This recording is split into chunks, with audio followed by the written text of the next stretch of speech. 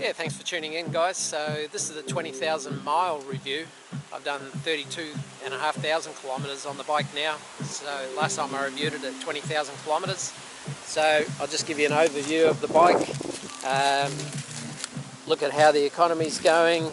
Look at everything that I've done. A couple of changes since last time with the new set of wheels, which are more for off-road. Gone to one single disc. And I've gone to the Zumo XT, but other than that, not a heck of a lot else has changed. And yeah, I'll run through and give you my review on that, and I'll also pull the clutch part and let you have a look at that since we pulled that out. Give you a look over the bike. So just like I did last time, thought it worthwhile to run through the specs and have a look how we're doing on everything. So for the trip that I just did, I did 6,500 Ks. I've done a couple of hundred since then. Averaged 4.5 litres per 100 kilometres and average speed of 89 kilometres an hour. Total trip time is 76 hours. I think it was about 75.5 hours when I got back, so I've done an hour and a half since then. So if we have a look at the trip just running around town, by comparison, 65 kilometres an hour, so you can tell, you know, I'm not out on the open road or moving along on tracks all the time. That's a mixed commute, and I'm doing 3.8 litres per 100 kilometres, which means I can get around 500 kilometres out of a tank, whereas I was getting about 400 on one of the days where we went a bit faster. I only got 365 Ks out of the tank. So yeah, obviously you're carrying a lot more gear. You know, it's totally to be you know, expected. That so I've done 32,736 kilometres in total. So yeah, totally to be expected that your economy is going to go down when you've got the extra weight. I've had to go back to street throttle now that I'm back in traffic and stuff. I was in rally throttle for the whole thing. I leave mine in rally mode the whole time. I put the ABS into off-road the moment we hit the dirt, and it stayed in off-road for 10 odd days until we got back to Tyres again after 10 or 11 days. So yeah, I was in rally throttle for that whole time, most of the time in slip mode 4 or 3, just to try and preserve the tyres. It's a long trip, and you know, I actually had to go with the Tractionator Adventures rather than the Rail Z, because I just didn't think that the Rail Z was going to last. And as you can see, I'm barely legal now, so I made a good choice on that rather than going for the Rail Z, which has got a lot more gap between them, and you know, that tyre's only got 3,000 Ks and it's pretty worn. So the front tyre, you can see, is chamfered back a bit and worn. I wouldn't use that again off-road for anything too strenuous, but yeah, that did the job very well for what we did. Modifications since the 20,000 K one, other than the wheels, is the Garmin XT, and I had my seat modified. I actually raised it 10 millimeters at the front and chamfered that back to take out the hump for the pillion, so I've got a much wider, flatter area to move around on. Even though I'm short, I didn't mind it going up 10 mils at the front. It helps you, you know, get a better profile on the seat. So yeah, just I've cleaned the bike up since I got back.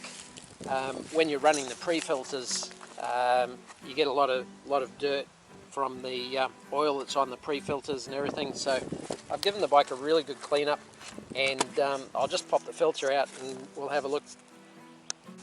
Alright, so I run the Australian filter setup, which has got the two filters.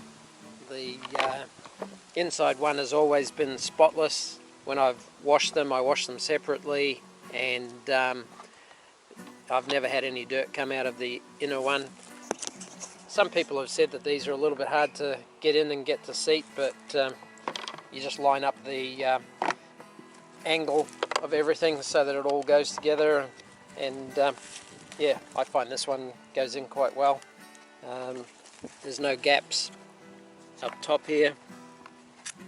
Some people have gone to other extremes to make sure, but I grease that top surface, and it's all been good.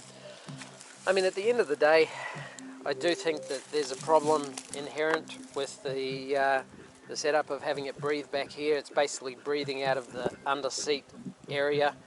You know, at the back where all your dust is generated, and you know, I'd personally like to see a solution that comes out and does a U-turn and actually has your air filter up here where your battery is, and breathes out of a few holes up here with mesh behind them. But there might be a reason why they need a longer intake track, or it doesn't like a curve or whatever, but I'd prefer it was breathing up here rather than back here myself. It is what it is. That's how it's designed. But yeah, other than that, not a heck of a lot else has changed since 20,000 kilometres, and I've got to say it's all remarkably good under here. The whole of the bike is actually handling the kilometres a heck of a lot better than the Africa Twin before it did.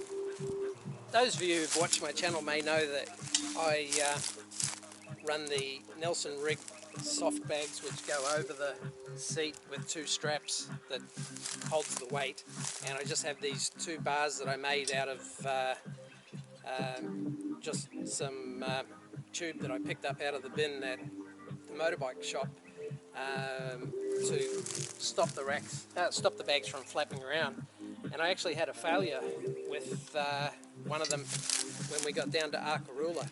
So in the factory configuration, when they do the crimp on it, the crimp is a little bit off-centered, and it actually broke right where the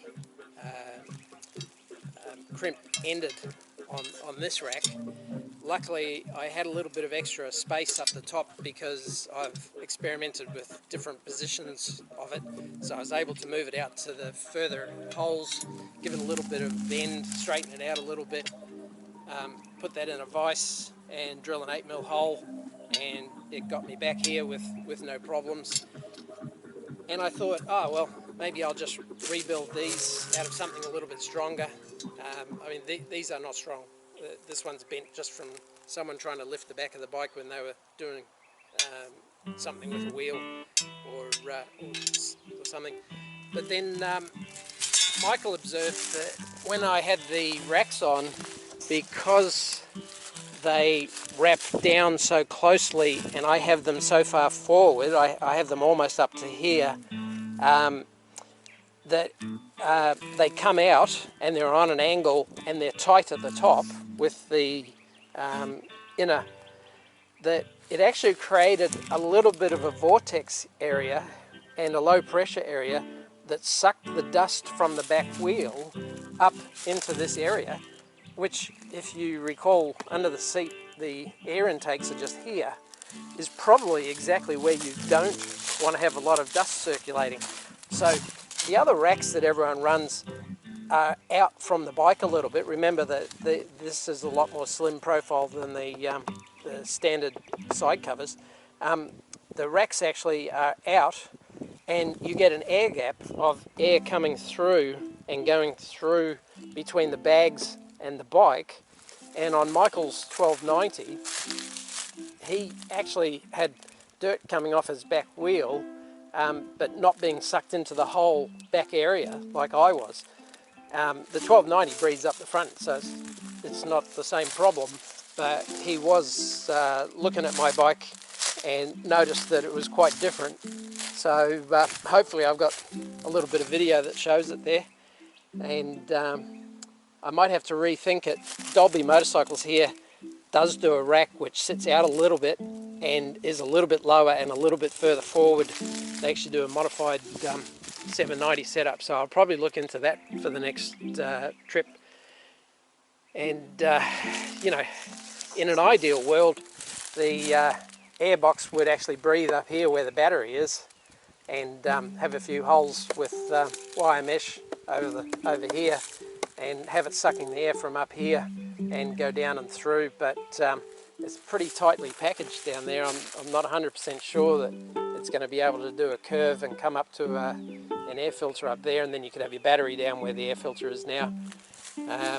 So I might have a play with that with some plumbing equipment and see if I can make something up that would do that. But other than that, I've got to say that the 790 performed exceptionally well on the trip, and you know, so much so that Neil, who has been riding the 1200 GSA, is currently advertising that for sale and is going to be buying a 790. So I had lunch with him yesterday, and we were just talking about, you know, the basics of what you've got to do with the bash plate, the red guard radiator protector, and you know, we were talking about the rack setup that he might go for.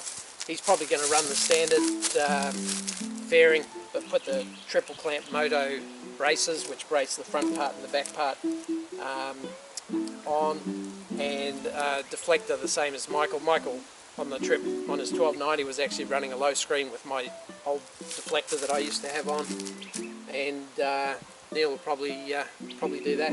So that's a good indication of how good the 790 is. You know, Neil said a couple of times he looked across and I was just sitting there or you know, changing my music or doing something on the gravel roads, where on the GSA, you know, it was a bit nervous and he was having to actually really ride it.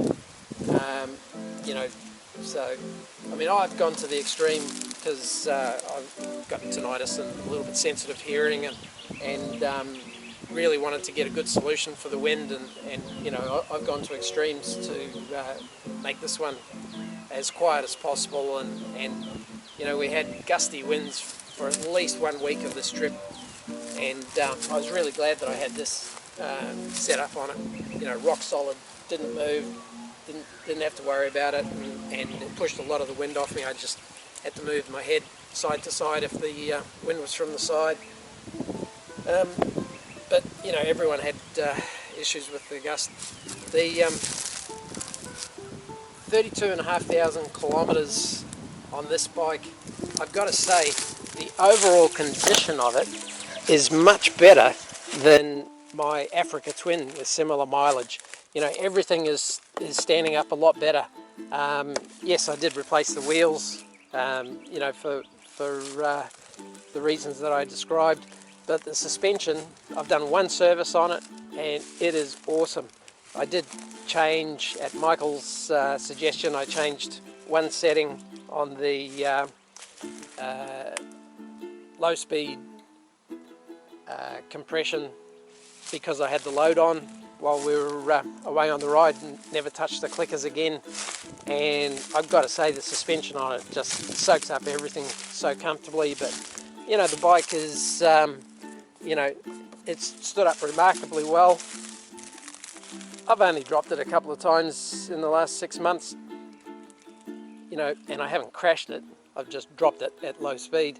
I'm just about to change the gearing to, I've gone down to the 15 tooth front sprocket with the rubber damper on, the KTM one, and I'm going to a new chain and sprockets on it, and on both sets of wheels I'm going to put the 46 tooth rear sprocket on, because I still find it a little bit high geared.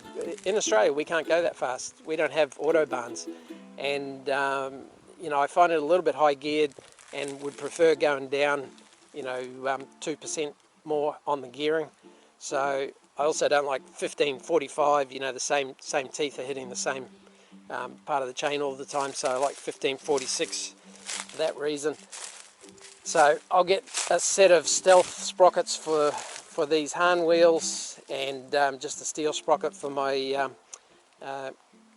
commuting and general runabout wheels.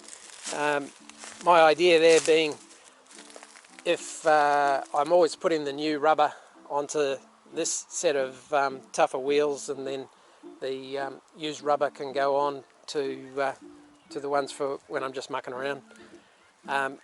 Didn't work out quite so effectively this set, because I've worn both of them out on this long trip.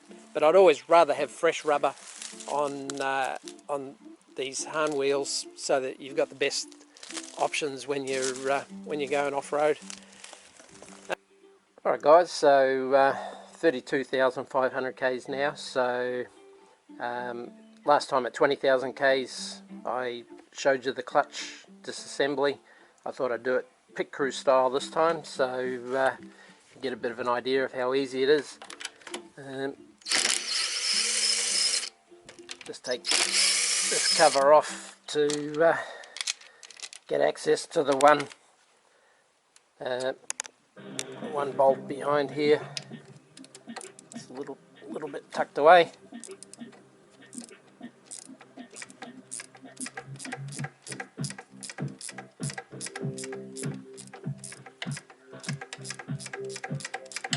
This is not a Formula 1 pit stop by any stretch of the imagination, as you can tell.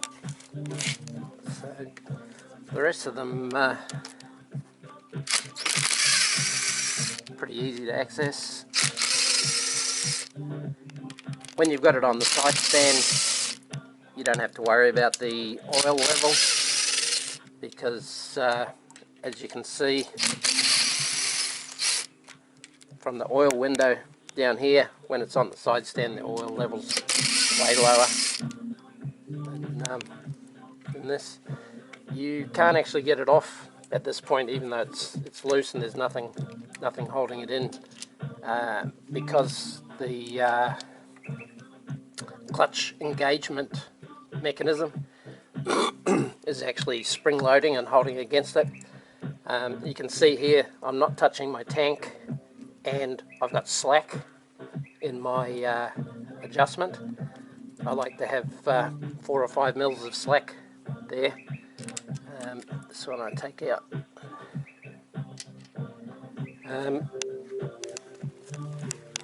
So it's just a case of loosening off your clamp here, which I've already marked from when I assembled it, so that the clutch arm loses its tension like it just did there. I also just find it easier to remove these, just so the whole clutch arm and everything comes off as one. Like I said, it's not a pit stop, but you can see now that the cover is loose, now that this isn't holding it in, and it's just a case of turning this anti-clockwise until the slot lines up with your marks and your arm isn't touching your tank, and readjusting it and putting it all back together. I run a little bit more free play in my clutch up at the lever than most people, and I just do that to be on the super safe side, you know, because why not? Just push that up out of the way.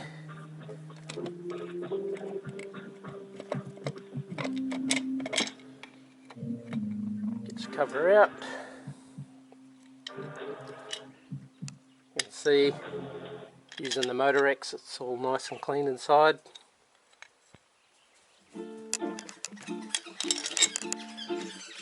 And then it's just a case of these 3 10 mils.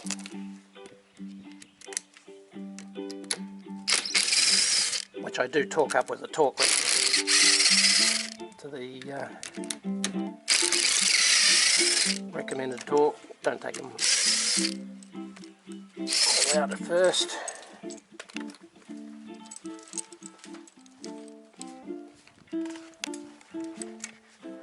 They all look good.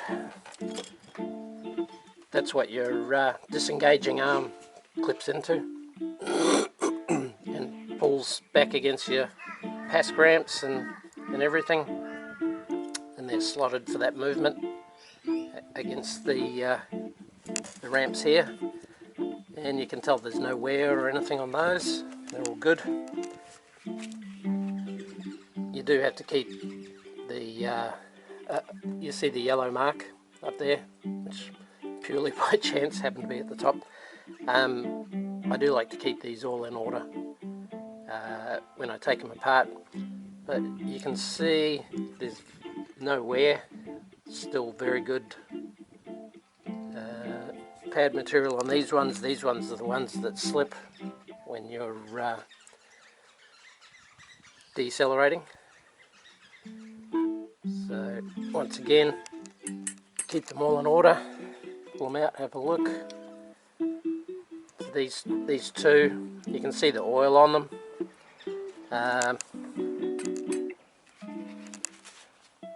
You can also see oil sitting in the bottom of my middle section there. No wear, see the oil on the bottom plate where it sits. It's not shiny, there's no wear, no scuffing, nothing weird going on with these clutch plates. So this is the first of the full-size clutch plates. So let's have a look up where it's dry at the top here. Well, I haven't got a micrometer to double check it, but that looks the same as when I took it off last time. So yeah, I don't know. I can't see anything untoward. The clutch is working fine. It's not shuddering, slipping, overheating. There's no sign of any discoloration. It's obviously getting oil sitting at the bottom there. I noticed on my last service, which I had done just before the adventure ride, that the technician who did it checked the oil jet as part of the service. But that's all looking great. There's nothing there that I'd be concerned about. You just reach in to where the slots are and bring them out to get them up to the front. But yeah, I can see there that there's nothing nothing that needs, and that's it. There's a little ring in the middle which keeps that that disc. You put it so that it's concave, so it's facing this way, and that keeps the tension and keeps everything right for your clutch pack. But the back facing and everything on that's all good. So yeah, it's all sweet. You can see the oil coming out as it turns. Oil pulled down in the bottom there. That's it. That's how easy it is to check. It's worthwhile doing. The back plate and the front two plates are the small ones. They've got to go in the right order to make everything work. The rest of them are all the same. Come as a pack. And you know, it's always worth having a look at your springs, just making sure that there's not one that's noticeably lower than the other. But other than that, I'll just give that a bit of a clean with a paper towel to make sure I get a good seal again, put it back together and tighten her up. But it's just remarkably clean inside. You know, the Motorex oil that I use, which is the recommended oil, does such a good job. So that's done 7,000 kilometers on that oil. I'll change it in another 500. Just do oil and filter only, and then it'll go back in at 15,000 Ks for the next service again. So yeah, all good. So yeah, just a case of give everything a wipe over, make sure that all your surfaces are good. You got your 2 dowels which line everything up. So everything there's looking good. Everything goes back in the reverse order. This one goes around the rings.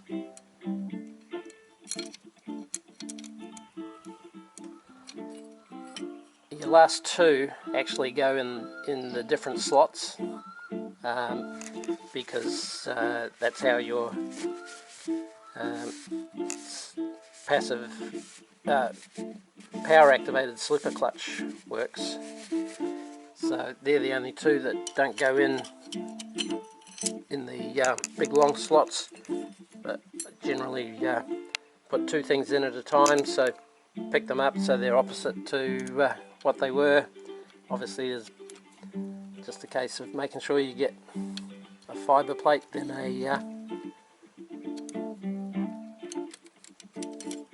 metal plate.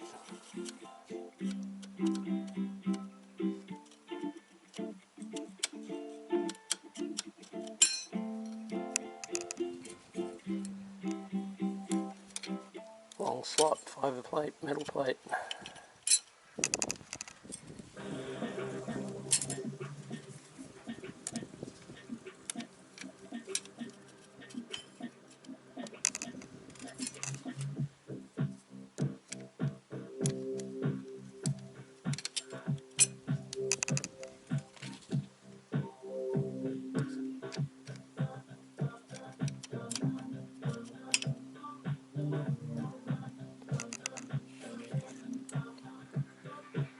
These ones go in the short plate slot.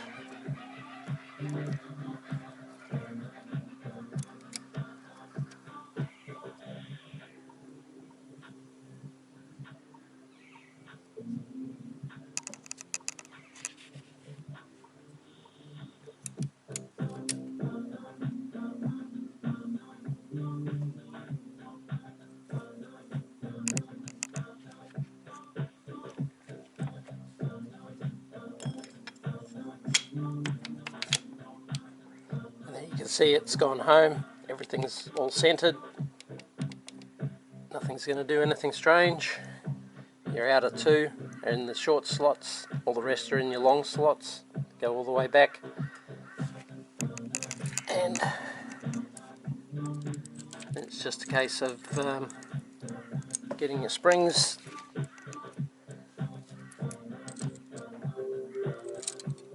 in the middle of your bolts.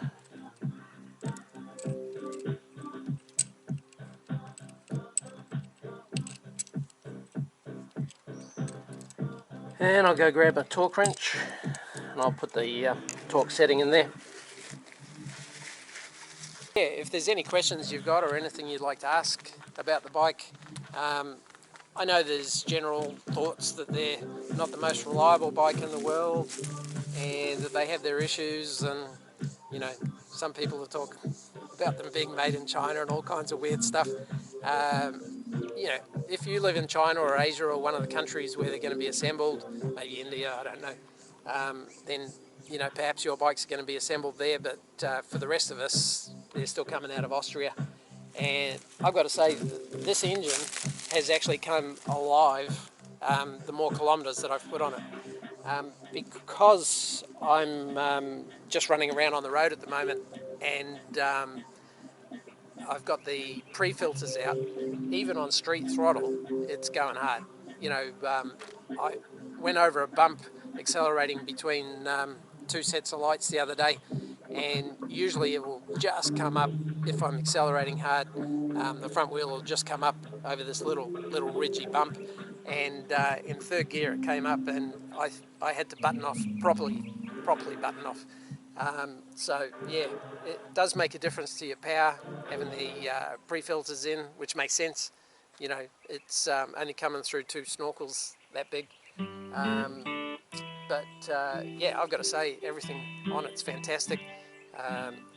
You know, with the lighter front end, it also does wheel stands a little bit more than it did before, and you know, sometimes under power it just comes up in second, you hook it into third with the quick shift and it stays up. And I'm not talking about balance wheelies, I'm just talking about acceleration. I do find the front end a little more frisky feeling with the single disc. I did go up maybe a quarter of a turn on the Scott's damper. Personally, I wouldn't be without a damper, either an adjustable Hyper Pro one in the original position, which you can get, or I've got the triple clamp one, which raises it up 12 millimeters, and you've still got 2 adjustment points. I run in the forward adjustment point, angle backwards, so all but as far forward as you can go. You know, I hear guys talking all the time about raising the handlebars to be more comfortable, and that it makes the transition to off-road better. But if you talk to any of the guys who race off-road, you know, you definitely don't want your handlebars too high.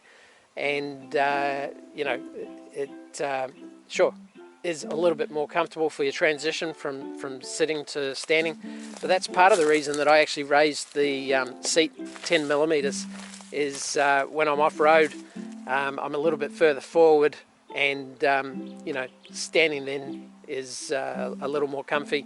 And a lot of the time when I get into a situation where the bike becomes unsettled, I just hover off the seat.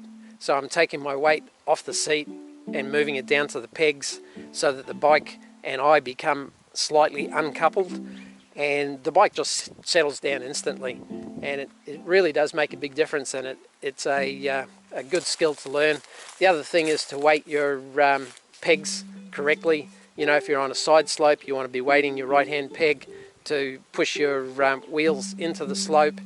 And you know, I try doing the same when I'm off-road.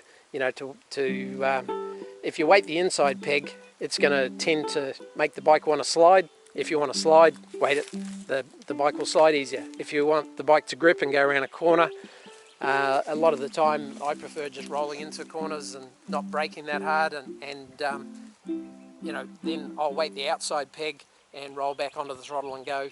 And you know, I've got to say, this bike really does bring a smile to my face every time I ride it. It's you know, just a great piece of equipment, and I think with the modifications I've done, you know, I want to be with me until something really good comes along. I don't know what that'll be, but we'll see. I hope you enjoyed this. Stay tuned for part 2 of the Flinders coming up, and like and subscribe if you haven't already, and